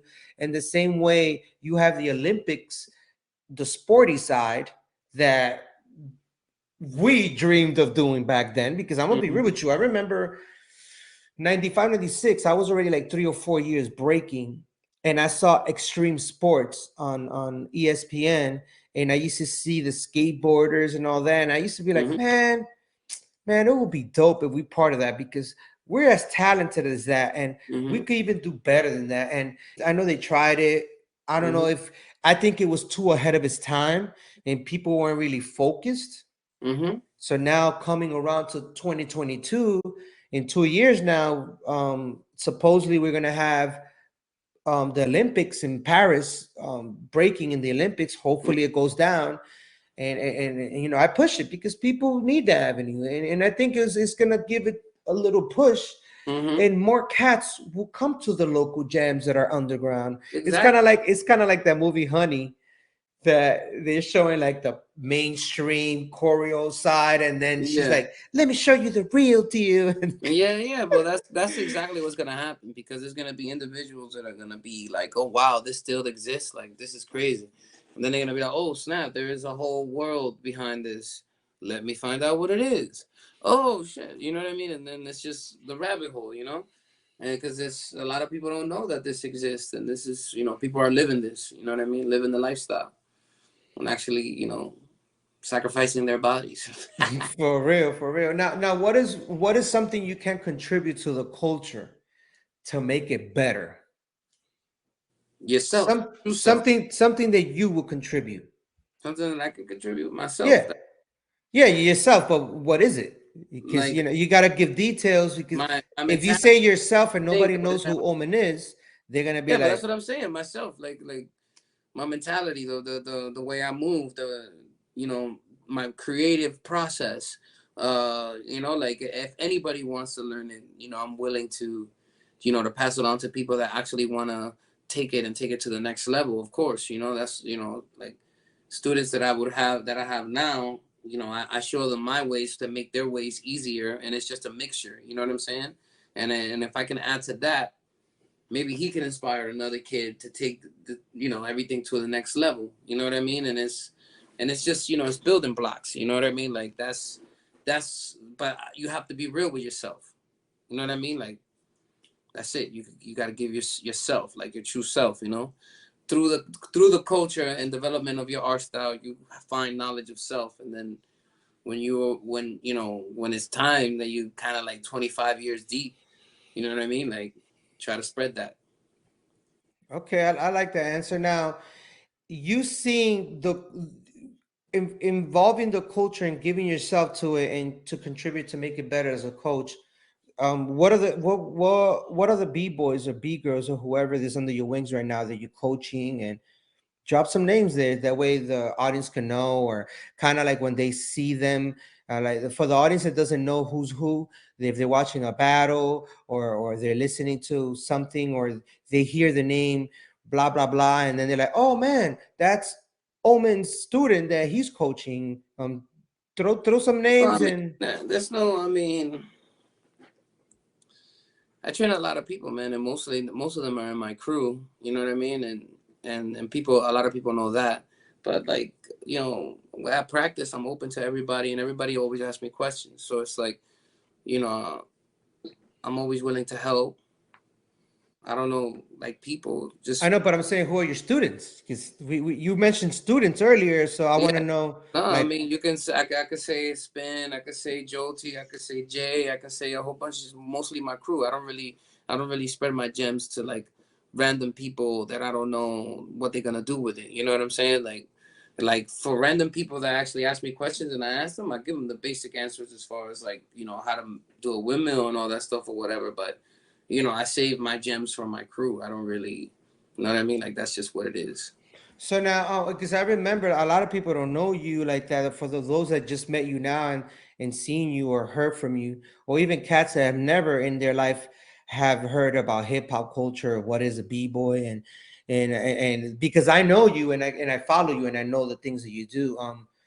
Recently I saw a post of you being the head coach at that practice that you have on Tuesday. And not only that, but isn't Spindian like one of your, like the student that you're kind of his coach for like the Olympics, like Yeah, yeah, yeah. for events? Because I recently saw that. Spend, you know, like as far as me being a coach, it's just guidance. You know what I'm saying? Like keeping him focused and like actually helping him with his creative process.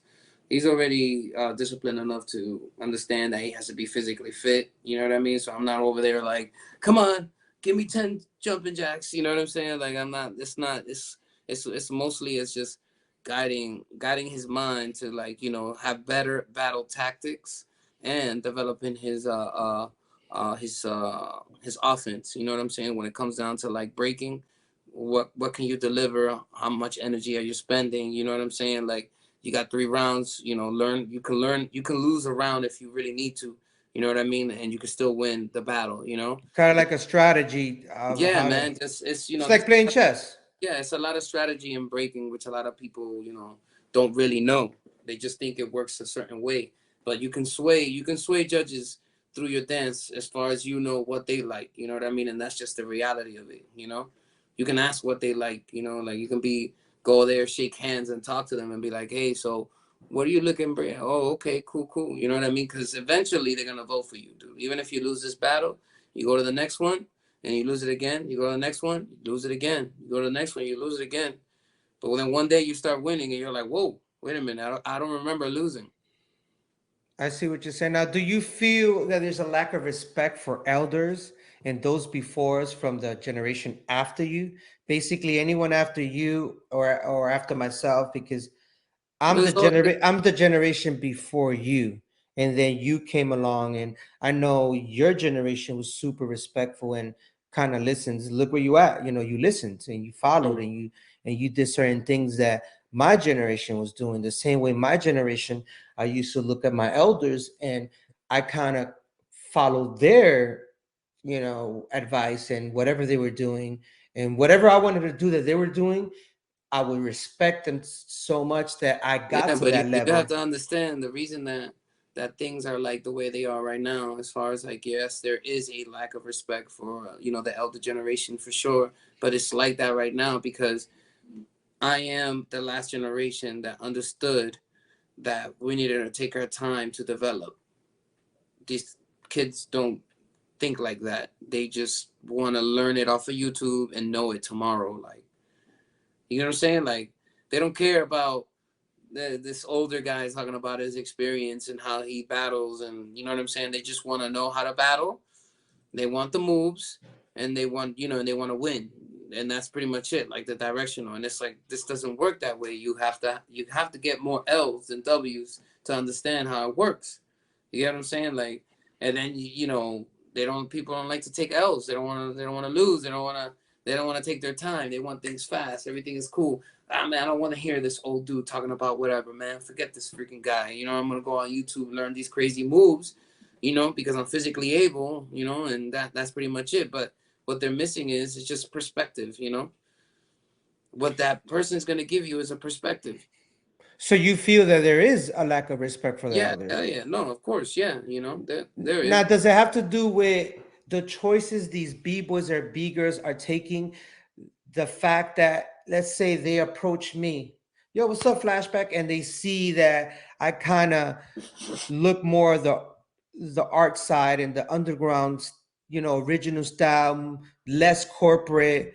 Um, I believe that when you go corporate, it's when you do shows, when you perform, which Mm-hmm. I'm kind of understanding that now is basically showcasing and doing shows. And it's like if they would add three judges back then when we did thousands of shows back then with Break Show, if you were at three judges on the stage and we're throwing down, and you remember one of our numbers was I believe we used to call it B2K, beat the clock, we called it. Mm, And it was like when we're battling each other. yeah, So let's say if there would have been three judges sitting on the stage while we were doing that show, will you see that it's like the same as now, but they just added judges?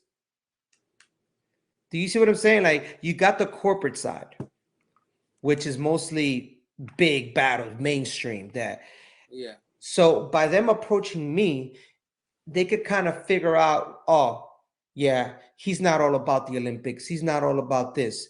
He's not yeah, all. Not that I'm not. I give mad props. You want to fly, you go that way. You want to do that, yo, props. You yeah. become But it goes back. It goes back to what I was saying, man. Like it's just this generation. They're not gonna take their time to find out. You get what I'm saying? They don't have time for that. That's just basically what it is. Like I don't have time. because they want to go to the Olympics route, or they want to go to the artistic side of It it. depends what they want. You get what I'm saying? Like if they want to go to the artistic side, they're gonna learn patience eventually, because somebody's gonna be real with them. You get what Because I'm the saying? reason I mentioned that is because when you said that there's a lack of respect, and the follow-up question is there a lack of respect because the B-boys and B-girls that are starting, instead of looking at the artistic side, they want to like just progress and be rebel champions or the biggest battle in the world. Yeah, They yeah, but just want to go straight to that. So they don't want to hear Mr. Miyagi talk to them about do wax off, wax on. No, they want to go straight to the punch. Yeah, most of them do. You know what I'm saying, and then most of them don't. I mean, it varies. You know what I'm saying? But that's just what it is. Like everybody wants everything's fast right now. You know, nobody wants to take their time. And for those that take their time, you'll see them develop. Like like there's still hope for the game. I mean, look at Havocoro. Havocoro's doing great. They got a whole new young generation.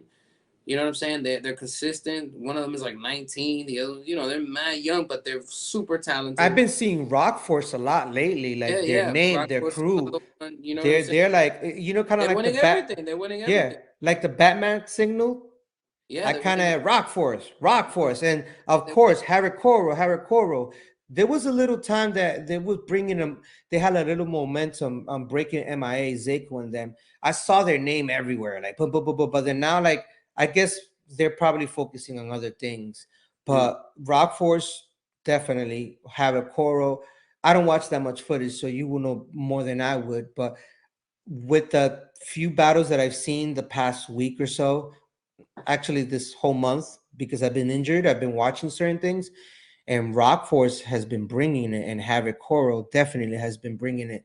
Not that there's no other crews bringing it, but my perception of what I've seen, definitely you mentioned Havoc Coral, which is beautiful. They're very successful at what they're doing, and it's a beautiful thing to see with Break Free and everything. And it's Texas, right, or Arizona? Where is it?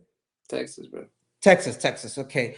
And now another question. What is your definition of success? No, man, just being happy, bro. Being happy with yourself. You know what I mean? Like if your thing is the money, then go for the money. If your thing is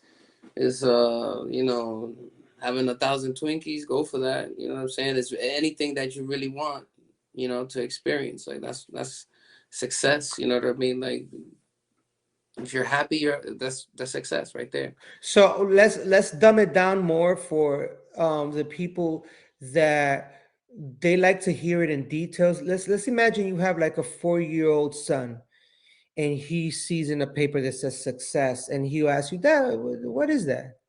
Like, how will you break it down to that 4-year-old? Shit, I don't know. I would be like, Try it, because it's gonna be one day, hopefully, that you look down and they're gonna ask you questions. So you gotta get ready. be So like, hey, are you happy with this or are you happy with this? Which one are you happy with? He picks one. It'd be like success. You're happy. okay, That's it. I see what you did there. I It's see what you simple. did. It's simple. It's simple as that. People want to make it complicated, and that's cool because the reality is you do need money. You do need, you know what I'm saying, a stable job and a future and a 401k and all this other crap. Because that's what reality, expects of you right now. You know what I Hmm. mean? But that doesn't mean that's gonna make you happy. You know what I'm saying? Like so, whatever makes you happy is success. Yes, definitely. And success comes in different ways of how people Different. perceive what success is exactly. Exactly. Yeah. Like, So not everybody's gonna be like, oh yeah, this is it. This for is some people, success. the most common successful story is not having anything and then having all the millions to your hands. Like that's the most common successful story. Like that's the one that everybody really knows and stuff like that. But to other people, another successful story is freaking surviving a war and getting out and Yes. getting a family and having a regular job and you know what I'm saying? And they just chilling, nothing special, just some normal shit. That's success for them, you know what I mean? Another person, it's like, it's just so different for everybody, so Definitely. Now I'm gonna play. We're almost getting down to the end of the show, but I want to play a few little video clips, and I want you to just talk about it and tell me like how it came about. It's gonna be just random clips that I'm just gonna be throwing out there, mm, and then we'll move on to a few other questions that I have for you. But we're gonna start it off with one of my favorites because it was just a fun time. Performing with you or doing whatever we were doing with what I'm about to show you right now. mm. So I'm gonna just bring in this real quick and throw you back to that time, and I want you to tell me if talk a little bit about that time. Now, can you hear the volume and everything? Yeah, yeah. Okay, so bringing you to that right there, like talk to me a little bit about that right there while it's playing. Well, I mean, that's a freestyle session qualifier. Whoever won this freestyle session get to go and represent at Cali. So this is the Orlando one, the Florida one, and we decided to enter this joint.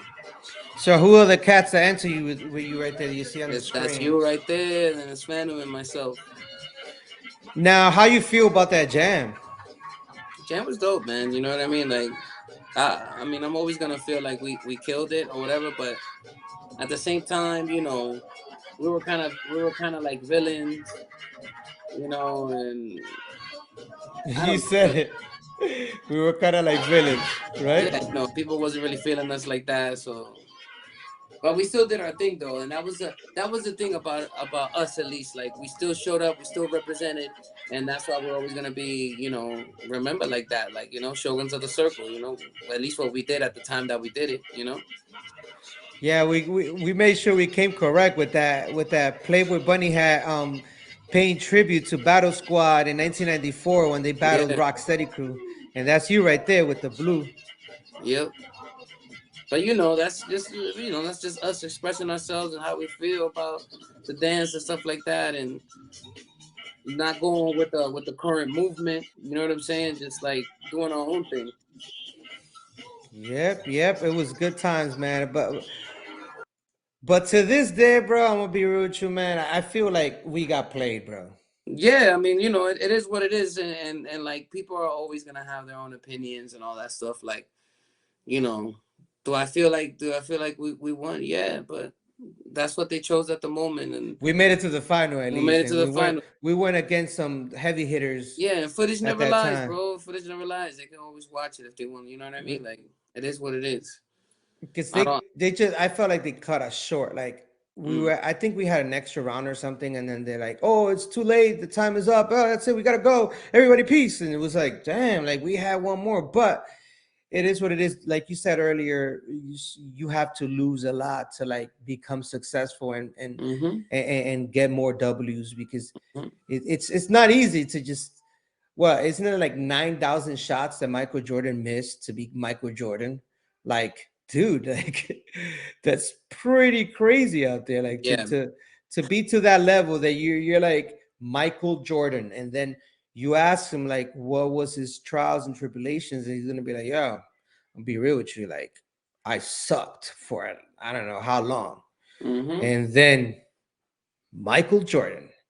And I believe that's one of the things now that in the breaking generation that we're in, or just in general in the hip hop culture, because and it's funny because it's like almost like a little magnifying glass focus on breaking. You always have the DJ has always been lifted, and of course the MC, the rapper.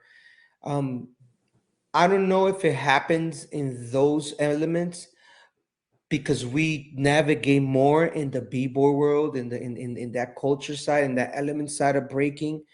But I hear DJs and I hear MCs, and I could imagine with graffiti art and Mm. all that, it's probably another political issues, things that are happening that we don't know about. And bringing me to that, I have another question which will be on the screen. If you can have the last dinner ever with any three people, dead or alive, meaning this is after this is your last, you're done, who would it be and why? One, it would be James Brown because he had the illest music ever, and I always love his stuff. You know, I that want was, you to really think about his three heads, yeah, bro. James You Brown, bro, you definitely James yeah, Brown for you threw sure. James Brown, and I respect that. James Brown Yo, is the James Brown man. for sure, bro. Like one of the guys for sure. Who else? Probably what's this guy from this guy, man? From the movie Patch Adams. Patch Adams, Adam Sandler, I don't know. No, no, not Jim Adam Sandler. Carrey. Patch Adams, wait, Patch Um, Adams. Oh, so is that person alive? No, he's dead. He's dead. He's dead. He died. He's an Robin actor. Williams? Robin Williams. There. Oh, Robin Williams. He's the man, bro. Like, Yeah, Rob. That would be a crazy conversation having dinner with Robin Williams. You know what I'm saying? Like that would be freaking insane. Just to learn from. and it's so sad, man. Like the whole Robin Williams thing. Like, Yeah. just the way he went away, man. And it's Mm-hmm. crazy that later on, like in some of his diaries and stuff that came up later on, I was like, what? The dude, listen to this. The dude was mostly high on dust. Like he was always on dust or crystal meth. Like he will perform comedy on coke and crystal meth.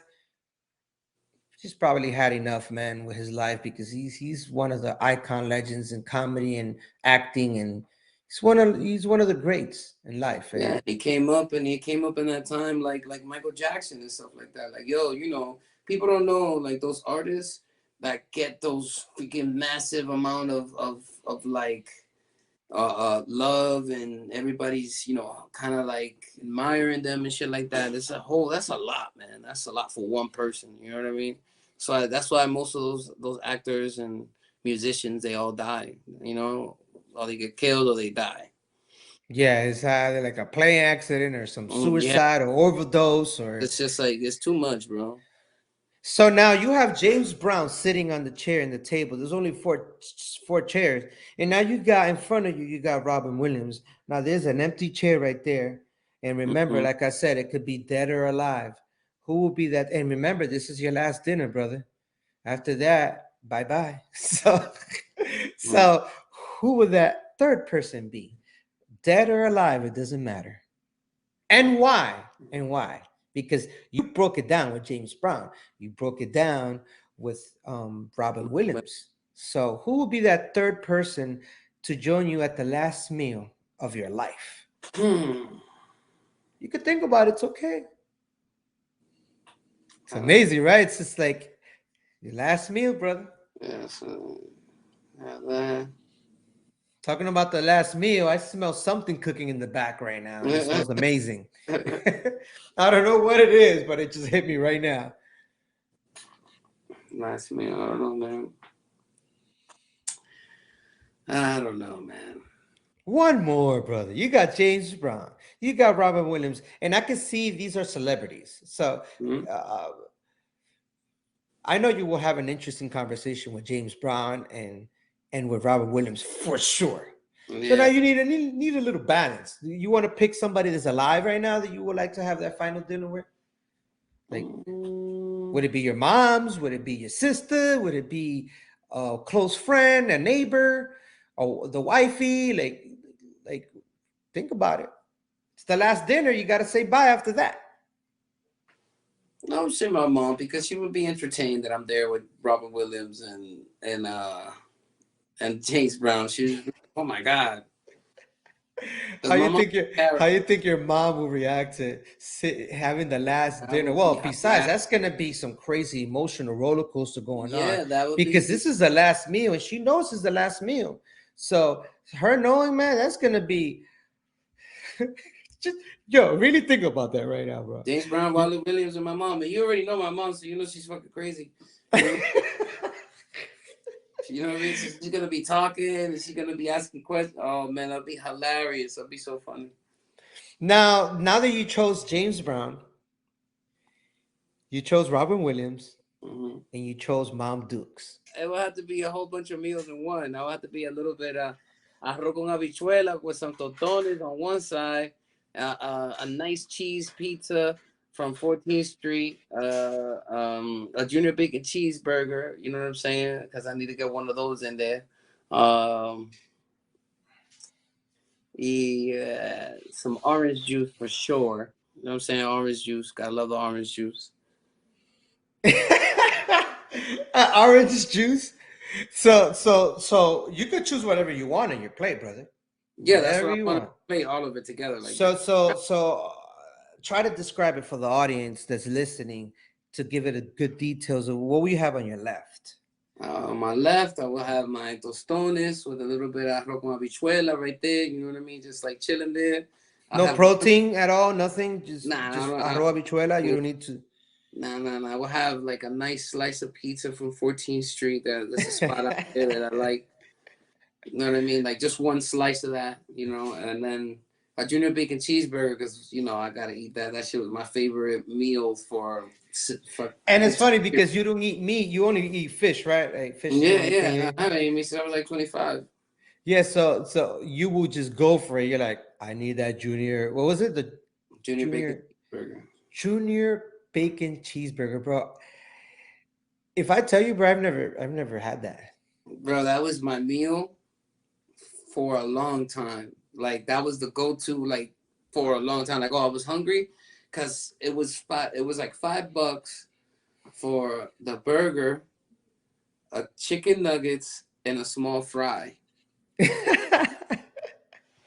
And that's it. So you got the pizza, you got the junior bacon cheeseburger, you got the tostone, arroz con habichuela, meaning white rice with kidney beans. Is the red beans? The red beans, right? Yeah, you The can red say beans. It that's right. wouldn't be the black beans, right? It would be the red beans. The red beans. The red beans are nice. Okay, now the red beans. What they're gonna have in the red beans is gonna have a little potato in there. Like, how is it made? How is that red beans made? Dominican style, bro. Dominican style. Okay, Dominican okay. style. And That's you got that basically slice it. of pizza from 14th Street. You talking about them jumbo ones or Nah, the? the jumbo was that you know what like okay let's say when you're coming out of the train you know how you look and that's that big H&M in front right. Mm-hmm. All right, so if you look towards your left, there's that street right there. There's like a little street. Yes, yes, I And in the know. corner, on the in the inside, not on the outside on 14, like in the inside, the next street, there's a pizza shop there, bro. They make Yes, that, bro. The slices there are amazing. super dope. Like, and what would It's you add a on small the little pizza? spot. It's like a little spot. You know what I mean? What Like what would you add on the pizza? just cheese pizza, bro. Just cheese, nothing else, right? Yeah, porque like I see. Yeah, you're getting me mad hungry right now. So I'm gonna play another clip. It could have been a bunch of the clips, but you know, I basically appreciate better like just seeing, hearing more of your history, whether it's gonna be played as a podcast audio than the visual, because the visuals is good too. But for anyone that just can't focus and watch it, and they're like on a road trip and they just want to listen, it's kind of dope to like break down what we're doing, what we're saying, and just hearing you out with the history and all that. And you picked your last meal, so which is dope. So I'm gonna play a little clip. I'm gonna play a little clip, another clip. I was gonna play more clips, but time is running out. So I want you to tell me. I'm gonna take you back to this. Check it out. Check it out. We're about to. Damn, I look hurt. That was in West Palm, bro. West Palm. West Palm, brother. It's showing a little background of when we were touring the world. Funny thing is that I performed there too with the Hip Hop Nutcracker. That's right. I remember that. Look at Otto, Aqua Boogie right there. That was cool, man. I miss those times. Yeah, man, it's amazing. You got Dizzy, Motion Disorders, Dirty Day, or Sleepy Day from Naples. Oh, you got Crazy C and Omen right there. Damn, yo, you were like 30 pounds more than that now, bro. Right? Yeah. That's when we used to eat all that chicken sandwiches, bro. Yeah. It's so beautiful. Now, Hip Hop Nutcracker got as packed as this too, right? Because this got, we sold this show out. Yeah.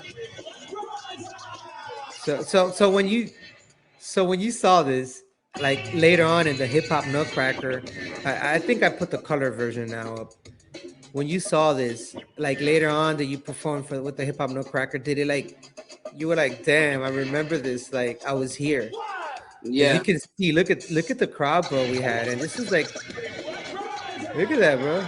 Yeah. You had a Hip Hop Nutcracker. Nutcracker was exactly the same, right? Or bigger. It was a lot of people there. Amazing, man. Good old days, right, bro? Yeah. But you're still doing your thing. You're still performing. Yeah, no, yeah. That's Which, still good. which is beautiful. Which is beautiful. You're still doing this. As And long as I'm able, I'm still gonna be around doing it. You know. well, my brother, you've made it to the end of the show, bro. So Mm-mm. this is what I want you to do right now. I want you to tell everybody, what are you doing now? When can people find you? Like where? And Well, right. connect with you and say anything else you would like to say to who's watching right now. Like where can they find you? What are you doing? Like for people, just this is where you plug in, my brother. So take it away. Well, currently, right now, for those that used to follow me on my the Omen One account, that one got shut down. It got hacked. I had some problems with it, so I have a new one. It's called Feeling the Details, and you can follow me there. Currently, doing performances at SeaWorld under We Flip Entertainment, and I'm there like 4 days a week. Come by if you're in town. Come have a What good time. days? What days? Let people know. Thursday, Friday, Saturday, Sundays. If you're in town, it's a great time, great show. And you said SeaWorld? Yeah, SeaWorld. Where else they can catch you? Like either they want to practice with you or they want to. Oh, you can catch me on Tuesdays from 5 to 9. Break Roots, Kaylee Ave, Kaylee Community Center. And that's in Orlando, Florida, correct? That's in Orlando, Florida. Yeah. And no other days they can find you anywhere else. It's only Tuesdays. Well, I go to UCF training grounds at UCF training facility on Monday from 9 to 12. I'm usually there. And then on Tuesdays, I'm at break rooms from 5 p.m. to 9 p.m. And yeah, like there's more projects coming up. Nothing is for sure right now because in the process, just coming out of an injury. So there's plans occurring, but I'm not gonna say anything because nothing is concrete yet. So, but yeah, that's the outro. Okay. Cool. Well, my brother, it was amazing talking to you. We could stay talking after this. Just kick it once I press end the broadcast. You're my brother. I love you and thank you for doing this, bro.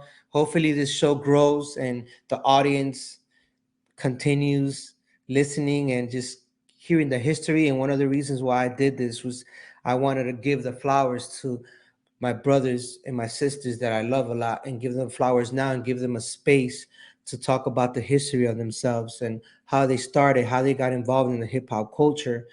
And this is one of the things that we pass away and we just gone and people just forget you if you don't have videos, if you don't have things, or you remain known through the memories of people. But it's always dope to always show a video and be like, yo man, check this out, bro. Like, look, this is that person, and hopefully this stays in the internet. They say what goes on the internet stays there forever. That's what they're saying. So yeah, man, thank you for doing this, and I love you, brother. Love you you already too, know. It's dope, man. We did it, bro. We made having it to the end, brother. So for those listening, check out Omen wherever he told you he's at. Or if not, hit him on a DM. Feeling the Details, is that correct? Feeling the Details. Now, is there like a S at the end, a Z at the end, or is it just breaking no Z. It's just the S at the end, but you're just on feeling. You're not putting the G in. Okay. I never thought of asking you because I never asked you in real life. What made you think of Feeling the Details? Because it's something that it's something personal that I always do. It's something that I like, not just feeling the details, but looking for the details. I do that in life. I do that in breaking. I do that in everything I do. Like even when I dress, it's just like, it comes down to the final details that makes me feel comfortable to go out and actually like wear what I wear, and it might be stupid to some people, but for me, it's different because I just view it a different way. You know what I mean? Like I wouldn't, it would bother me. It's such a small detail that certain people wouldn't care, like sign common, Nike socks, Adidas shoes. Like it's not really that important. It's not important. To some people don't care, right? Yeah, it's not. But for me, I wouldn't do it. personally. A feel jacket with some Adidas pants and some Nike Yeah, you know, sneakers. like for me, I wouldn't do it. Me personally, I wouldn't do it. And you know, and it's okay. Like I know that there's people that think that's the stupidest thing in the world, and that's okay. I don't really even care. But personally, me, that detail, it will bother me. So, you know, I wouldn't do that to myself. So, you know, that's just something that it's something that I identify and that I like and that it works. It sounds nice. Feeling the details, it's applicable to a lot of things. You know what I'm saying? Like, especially when it comes down to breaking too, you know? Well, you heard the man, Anthony Omen Cabrera, at Feeling the Details on Instagram, and that's the only spot they'll find you, right? Yeah. Basically, that's the easiest way to Yeah. contact you if they want to, Yeah. fly you to Japan or around the world, a new tour. Do that. I don't know, maybe Will Smith or somebody could see you and be like, yo, I like that guy. Teach me Hey, some breaking. You never never know. know, man. But for those listening, I'm B-Boy Flashback and my brother B-Boy Omen. That concludes our show. This is Flash Talks, history worth listening. Peace, y'all.